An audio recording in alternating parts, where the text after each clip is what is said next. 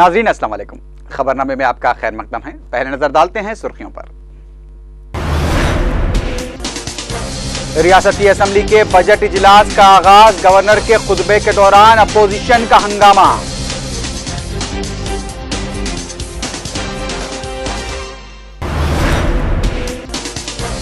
Telugu Desam, TRS, CPI और BJP ने किया गवर्नर के खुतबे का बाइकॉट।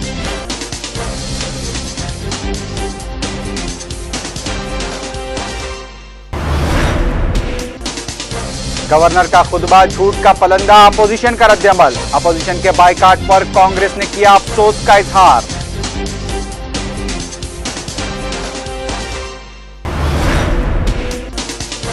जूनियर डॉक्टर्स की हड़ताल जारी, हुकूमत पर नीम तिब्बी अमले की खिदमात हासिल करने का इल्जाम।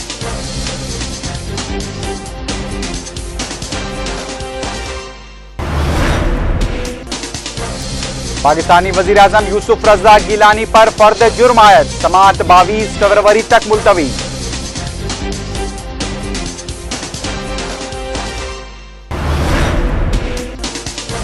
और शाम में सिक्योरिटी फोर्सेस की कार्रवाइयां जारी, ताजा वाकयात में 36 अफराद हलाक।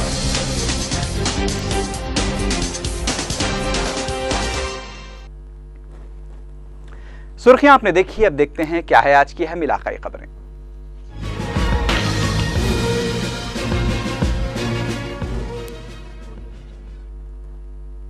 रियासती असेंबली के बजट इजलास का आज से हंगामों के साथ आगाज हुआ। तेलुगु देशम, टीआरएस, सीपीआई और बीजेपी ने गवर्नर के खुतबे का बाइकॉट किया। गवर्नर ईएसएल नरसिम्हन ने अपने खुतबे में हुकूमत के फलाही व बहबूदी कामों का जिक्र करते हुए कहा कि रियासत तरक्की की सिमत गामजन है।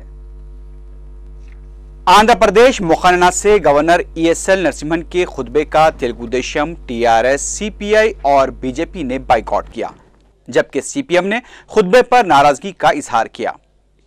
रियासती गवर्नर ईएसएल नरसिम्हन ने जब 2012-13 के बजट इजलास से अपने खुतबे का आगाज किया तो टीआरएस अरकान ने खुतबे की कापियां फाड़ते हुए गवर्नर की तरफ फेंक दी।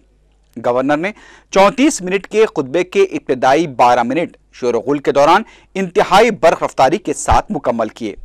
Sector, which was rather sluggish during the 10th plan period, showed definite improvement and recorded a growth in excess of 7% during the first 4 years of the 11th plan period, reflecting improvement in the living standards of people. The per capita income of Andhra Pradesh has more than doubled during the last 5 years. At current prices, the per capita income of Andhra Pradesh stands at 68,484, which is higher than the higher all India per capita 54,835. 12 minute के बाद Telugu Desam, TRS, BJP और CPI के अरकान assembly boycott करते हुए assembly hall से निकल गए। रियासती गवर्नर ईएसएल नरसिम्हन ने अपने खुतबे के दौरान कहा कि हुकूमत नज़्म नस्ख में शफाफियत और जवाबदेही को ही अपना नस्बुल ऐन समझती है।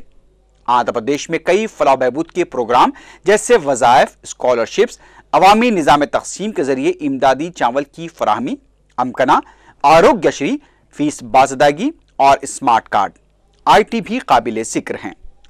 इन प्रोग्रामों का मकसद राज तौर पर गरीबों को फायदा पहुंचाना है। गवर्नर ने कहा कि 12वें मंसूबे के दौरान फवायद पर तवज्जो देनी चाहिए।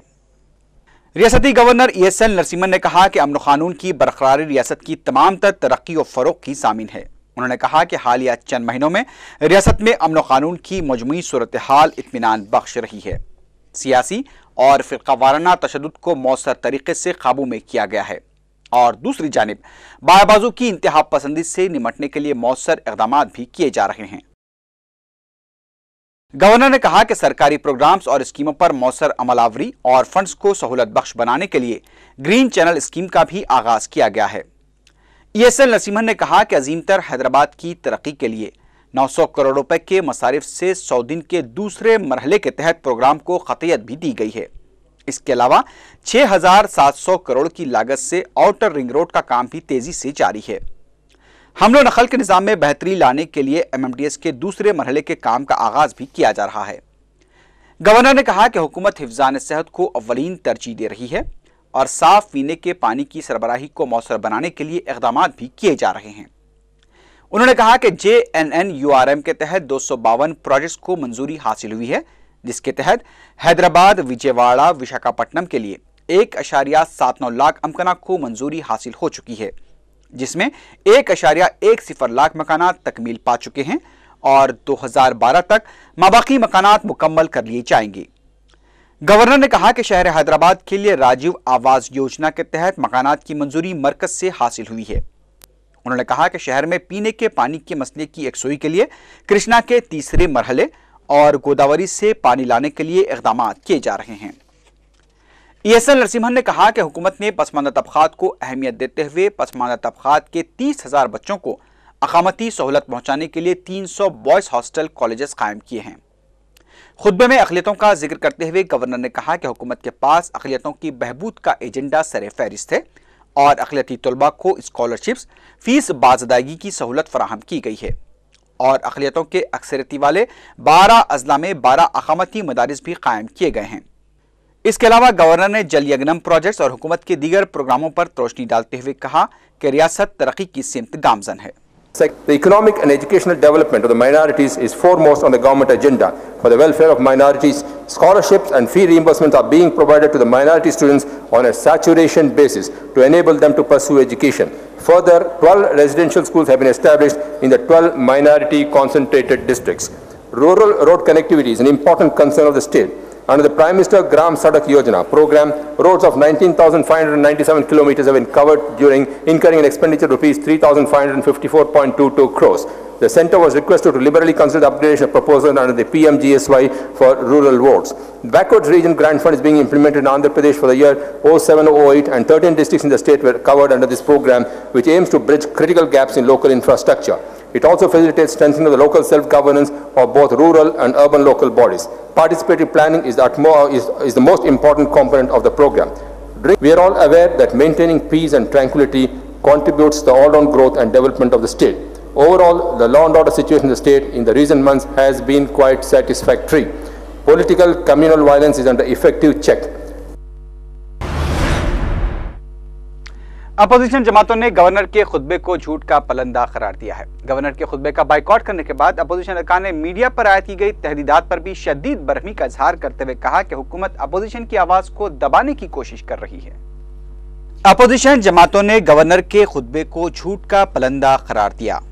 मीडिया पर तहदीदात आयद करने पर भी अपोजिशन अरकान ने शदीद बरहमी का इजहार किया। TRS के अरकान असम्बली मीडिया पॉइंट पर ही एहतजाज करते हुए नीचे बैठ गए और गवर्नर के खुतबे की कॉपियों को मीडिया के सामने फाड़कर फेंक दिया। इस मौके पर TRS के फ्लोर लीडर ईटेला राजेंद्र ने कहा कि असेंबली अहाते को जेल में तब्दील कर दिया गया है। मीडिया पर पाबंदी लगाते हुए अपोजिशन की आवाज को दबाने की कोशिश की जा रही है। उन्होंने कहा कि तेलंगाना से मुताल्लिक करारदाद पेश करने तक असेंबली की कार्रवाई को चलने नहीं दिया जाएगा। TRS के एक और रुकन असेंबली KT रामाराव ने स्पीकर के रवैये पर शदीद तनकीद करते हुए कहा कि असेंबली के पहले ही दिन अपोजिशन की आवाज को दबाने की कोशिश की गई है। स्पीकर विप की खिलाफ वर्जी करने वालों के खिलाफ कार्रवाई से तो कासिर हैं, जबकि दूसरी जानिब प्रजाराज्यम के कायदीन कांग्रेस का खंडवा डालकर रियासत का दौरा करते हैं और ऐवान असेंबली में प्रजाराज्यम के अरकान असेंबली ही तस्वुर किया जाता है। इसकी वजाहत जरूर की जानी चाहिए। उन्होंने कांग्रेस पर इल्जाम लगाया कि वो चिरंजीवी को शिखंडी के तौर पर इस्तेमाल कर रही है। हरीश राव ने गवर्नर के खुतबे को झूठ का पलंदा करार देते हुए कहा कि आम हड़ताल और तेलंगाना के लिए खुदकुशी करने वालों के वाकयात का कोई जिक्र इसमें नहीं किया गया है। उन्होंने कहा कि राजीव युवा किरनालू के बारे में खुद वजीर आजम ने ही इसे बोगस करार दिया था। रियासत में कई अवामी मसाइल मौजूद होने के बावजूद भी गवर्नर की जानिब से हुकूमत की तारीफ करना मुज़हका खैस है। तेलुगु देशम के अरकान असेंबली मीडिया पॉइंट पर एहतजाज करते हुए नीचे बैठ गए और गवर्नर के खुतबे की कापियां फाड़ दी। तेलुगु देशम अरकान असेंबली ने इल्जाम लगाया कि हुकूमत अवामी मसाइल को नजरअंदाज कर रही है। इस मौके पर तेलुगु देशम के रुकन असेंबली मुत्कुपुल्ली नरसिम्हलू ने कहा कि हुकूमत तेलंगाना के मसले को कुचलने के लिए गवर्नर की मदद हासिल कर रही है। जगन के हामी अरकान असेंबली ने भी एहतजाज करते हुए मीडिया पॉइंट पर धरना दिया। इस मौके पर पी सुभाष चंद्र बोस ने कहा कि अवाम के मसाइल पर हुकूमत की जानिब से गवर्नर के खुतबे में तयक़ुनात की उम्मीद थी, लेकिन हुकूमत की तारीफ के सिवा इसमें कुछ नहीं था।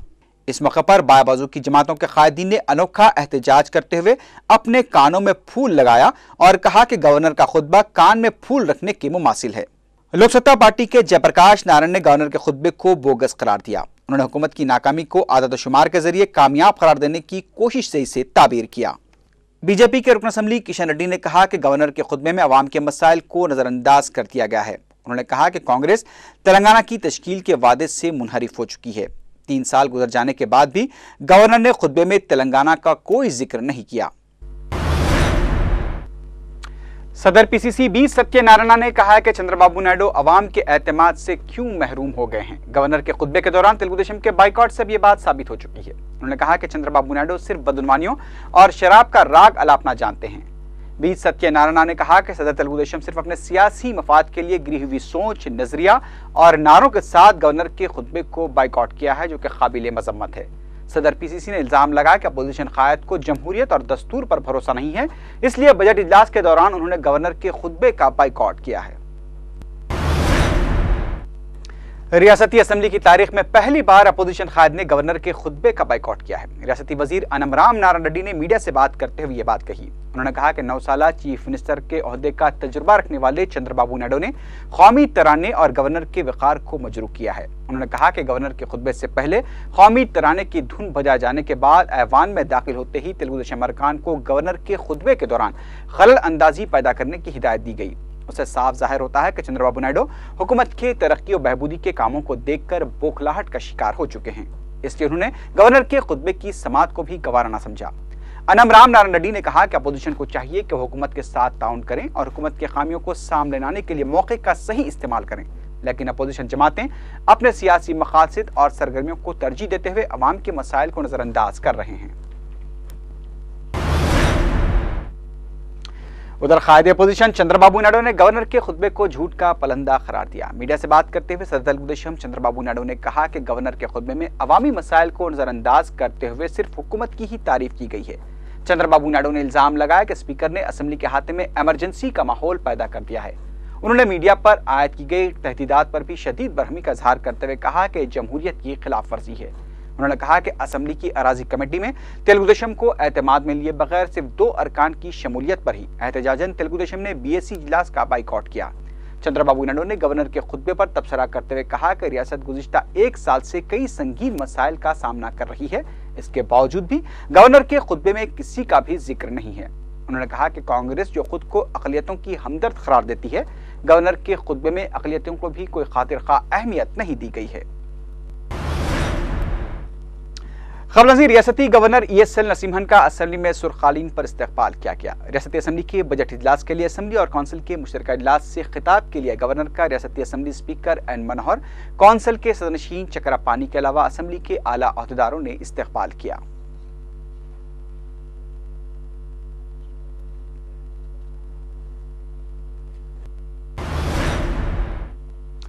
रियासती असेंबली की बिजनेस एडवाइजरी कमेटी का इजलास स्पीकर असेंबली एन मनोहर की क़ियादत में मुनक़िद हुआ। इजलास में TRS, मजलिस, CPI, CPM, BJP, प्रजा राज्यम और लोक सत्ता के फ्लोर लीडर्स ने शिरकत की। अहम अपोजिशन तेलुगुदेशम ने इजलास का बाइकॉट किया।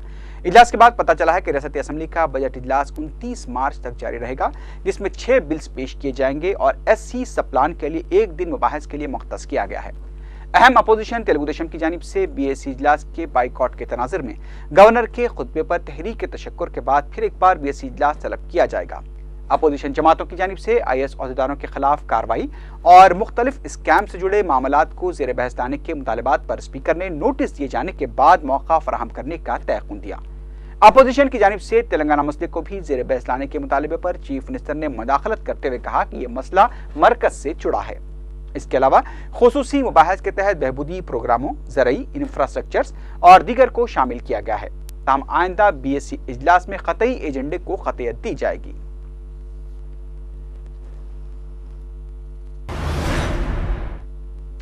बजट इजलास के आगाज के पहले दिन Telugu Desam, TRS, CPI, CPM, BJP के अरकान असेंबली रैली की शक्ल में असेंबली पहुंचे। तेलुगुदेशम के सदर चंद्रबाबू नायडू NTR घाट से असेंबली तक पैदल रैली के जरिए असेंबली पहुंचे। बाएं बाजू के अरकान दिलसुखनगर से असेंबली पहुंचे। TRS के अरकान असेंबली ने गन पार्क पर जमा होकर तेलंगाना के लिए जान देने वालों को खराज पेश करने के बाद रैली की शक्ल में असेंबली में दाखिल हुए। BJP अरकान असेंबली भी गन पार्क से असेंबली पहुंचे।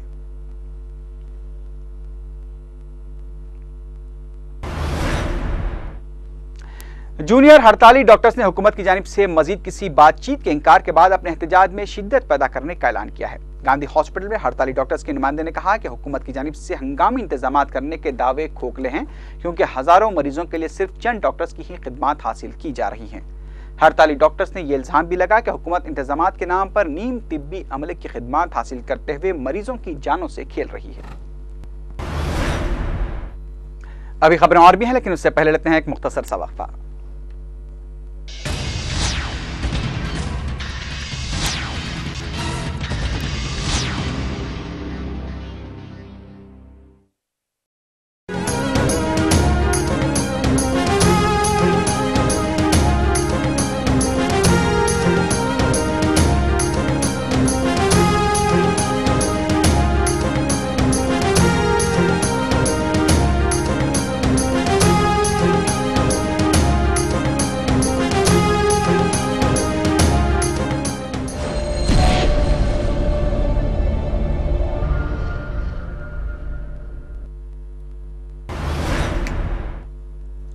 वक्फे की बात की खबरों में दोबारा आपका खैर मकदम है। अब देखते हैं क्या है आज की हम कौमी खबरें।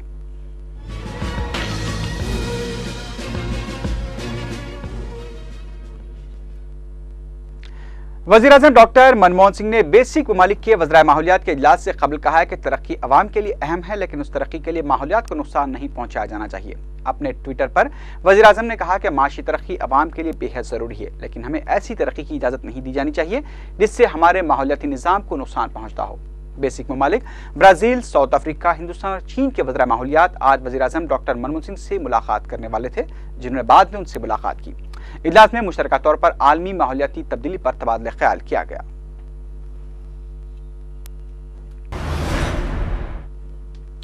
2002 गुजरात फसादात की तहकीकात कर रही खुसूसी तहकीकाती टीम ने अपनी रिपोर्ट की कॉपी समाजी जहदकार तीस्ता तहसीलवार और वकील मुकुल सिन्हा को देने की मुखालिफत की है। खुसूसी तहकीकाती टीम ने आज गुजरात की एक अदालत में दरख्वास्त गुजारों की मुखालिफत करते हुए कहा कि इन अफराद को मुकदमे के बारे में कुछ पता नहीं है। कयास किया जा रहा है कि गुजरात फसादात की तहकीकात कर रही खुसूसी तहकीकाती टीम ने गुजरात के चीफ मिनिस्टर नरेंद्र मोदी को क्लीन चिट दे दी है। उधर मरहूम एहसान जाफरी की अहलिया ज़किया जाफरी ने फिर इस अज़्म को दोहराया है कि वो अपनी लड़ाई को जारी रखेंगे, क्योंकि उन्हें अल्लाह पर पूरा भरोसा है और अदलिया से भी उन्हें काफ़ी उम्मीदें हैं। हिंदुस्तानी क्रिकेट टीम के साबिक कप्तान और रुकन पार्लियामेंट मोहम्मद अजहरुद्दीन को इंतखाबी कवायद और ज़वाबित की खिलाफ वर्जी करने के सिलसिले में इलेक्शन कमीशन की जानिब से नोटिस जारी की गई है। अजहरुद्दीन को नोटिस क्यामगंज के इलेक्शन ऑफिसर ने जारी की है। अजहरुद्दीन पर इलेक्शन जलसे के दौरान फर्रुखाबाद में शालें तकसीम करने का इल्जाम लगाया गया है।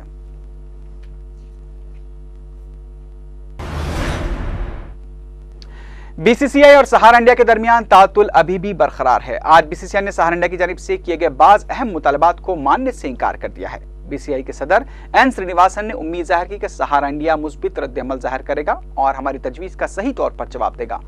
बीसीसीआई ने बताया कि आईपीएल के 5वें सीजन के लिए सहारा इंडिया की पुणे वायरस टीम में युवराज सिंह के मुतबादिल के लिए बीसीसीआई इजाजत देने के लिए तैयार है। हम अभी तक सहारा इंडिया की जानिब से सिलसिले में कोई जवाब सामने नहीं आया है।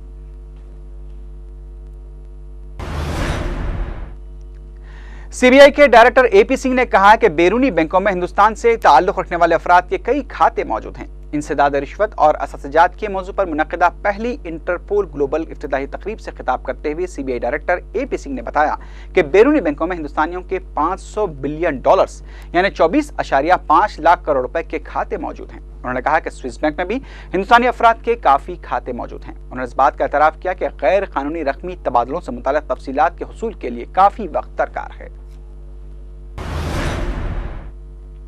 अब नजर डालते हैं बैनुल अक़वामी खबरों पर।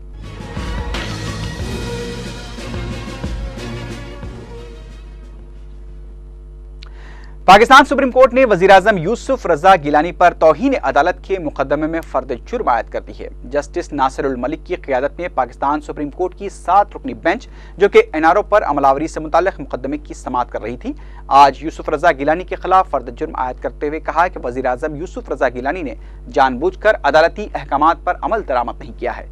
जस्टिस नासिरुल मलिक ने अपने फैसले में कहा कि एनआरओ के तहत ज़ेर इल्तिवा मुकदमात पर अमल दरामद को यकीनी बनाने के लिए स्विस हुक्काम को खत लिखा जाना चाहिए था, लेकिन वज़ीर-ए-आज़म गिलानी ने ऐसा नहीं किया। अदालत का कहना था कि वज़ीर-ए-आज़म आईनी तौर पर अदालत के अहकामात मानने के लिए पाबंद थे। ताहम वज़ीर-ए-आज़म यूसुफ रज़ा गिलानी ने फर्द जुर्म की हकीकत को नज़रअंदाज करते हुए उसके खिलाफ अपील भी कर दी। सुप्रीम कोर्ट ने अटार्नी जनरल को अस्तखासा मुकर्रर करते हुए 16 फरवरी तक दस्तावेज़ात जमा कराने का हुक्म दिया है। ताहम वज़ीर-ए-आज़म के वकील एतजाज़ अहसन ने जवाब दाखिल करने के लिए अदालत से 24 फरवरी तक की मोहलत मांगी थी। मुकदमे की आइंदा समाअत 22 फरवरी को होगी, जिसमें अटॉर्नी जनरल की जानिब से पेश की गई दस्तावेजात की जांच की जाएगी। 27 फरवरी को वकील सफाई वज़ीर आज़म की जानिब से शहादतें और दस्तावेजात पेश करेंगे।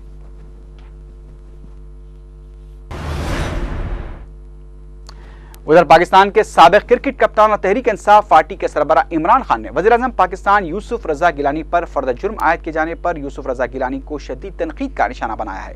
इमरान खान ने कहा कि मुल्क के मफादात के खिलाफ काम करने वाले अब एक जगह पर जमा हो चुके हैं। उन्होंने कहा कि जब बड़े चोर को तहकीकात से बचाने की कोशिशें की जा रही हैं तो छोटे चोर के खिलाफ कार्रवाई बेमानी है। उन्होंने कहा कि पाकिस्तान का जो पैसा बाहर के मुल्कों में है उसे वापस लाना चाहिए। तो कभी भी आप किसी सुप्रीम कोर्ट की जजमेंट, एक जजमेंट के भी खिलाफ नहीं जा सकते।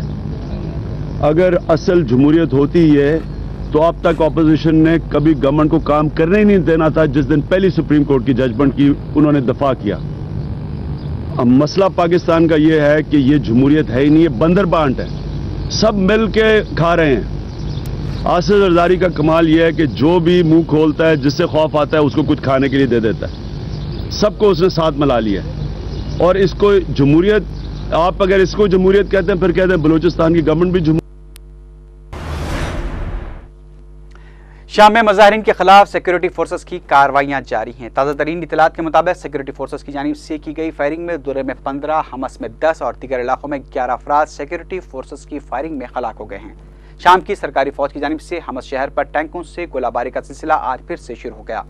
शाम की इनकलाब जनरल कौंसिल के मुताबिक इतवार की रात से पीर की सुबह तक 36 अफराद हलाक हुए हैं। महलूकीन में 2 कमसीन बच्चे और खातून भी शामिल हैं। इनकलाब कौंसिल के मुताबिक अलरास्तान शहर में भी सिक्योरिटी फोर्सेस की जानिब से शदीद गोलाबारी जारी है, जिसकी वजह से इलाके में कई मकानात तबाह हो गए हैं। सिक्योरिटी फोर्सेस की जानिब से मुसलसल गोलाबारी से इमदादी कारकुनों को मुतासरा इलाकों में दाखिल होने के लिए शदीद मुश्किलात का सामना करना पड़ रहा है। उधर दूसरी जानिब काहिरा में इतवार को हुए अरब लीग के इजलास में अरब लीग ने शाम में बैनुल-अक़वामी अमन फौज तैनात करने का अक़वाम मुत्तहिदा से मुतालबा किया है। ताहम शाम ने अरब लीग की जानिब से मुल्क में अक़वाम मुत्तहिदा की अमन फौजों की तैनाती की तजवीज़ को मुस्तरद कर दिया है। अरब वज़ीर ख़ारजा की जानिब से क़रारदाद पर भी गौर किया गया, जिसमें मुबस्सिर मिशन को खत्म करने और शाम के खिलाफ सख्त इक़्तिसादी पाबंदियां आयद करने पर जोर दिया गया है। आखिर में सुर्खियों पर एक बार फिर नजर डालते हैं।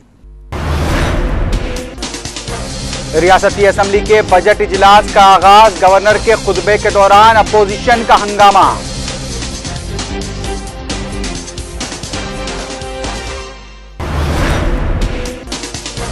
तेलुगु देशम, टीआरएस, सीपीआई और बीजेपी ने किया गवर्नर के खुतबे का बाइकॉट।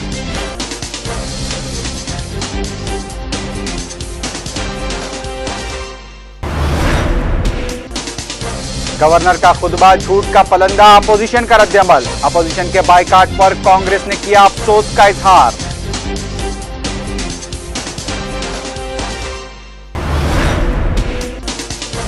जूनियर डॉक्टर्स की हड़ताल जारी, हुकूमत पर नीम तिब्बी अमले की खिदमात हासिल करने का इल्जाम।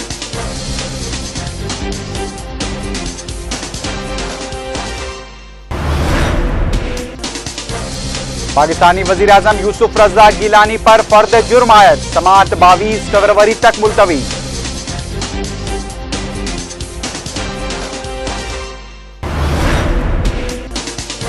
और शाम में सिक्योरिटी फोर्सेस की कार्रवाइयां जारी, ताजा वाकयात में 36 अफराद हलाक।